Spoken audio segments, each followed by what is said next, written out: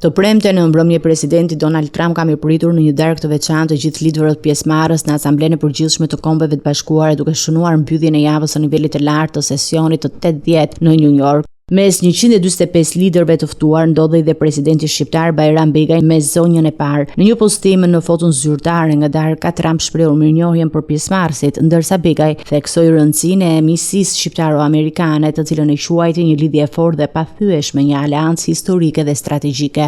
Në kuadër të vizitës në New York, Begaj zhvilloi gjithashtu një takim me sekretarin e përgjithshëm të OKB-s, Antonio Guterres. Pas njoftimit të zyrës së shtypit të presidentit, takimi u fokusua në pozicionin aktiv të Shqipërisë për ruajtjen e paqes dhe sigurisë kombëtare, si dhe mbrojtjen e të drejtave të njerëzit. Begaj shpreu mirënjohjen e tij për lidershipin Guterres në drejtim të organizatës së Kombeve të Bashkuara, veçanërisht në një periudhë që sfidon stabilitetin global. Ky aktivitet i liderëve ndërkombëtar nënvizon rolin e rëndësishëm të diplomacisë shqiptare në arenën globale dhe përçon bashkëpunimin e vendit me partnerët strategjik, duke kontribuar dhe forcuar aleancën dhe përgatitur terrenin për iniciativa të reja në politikën ndërkombëtare.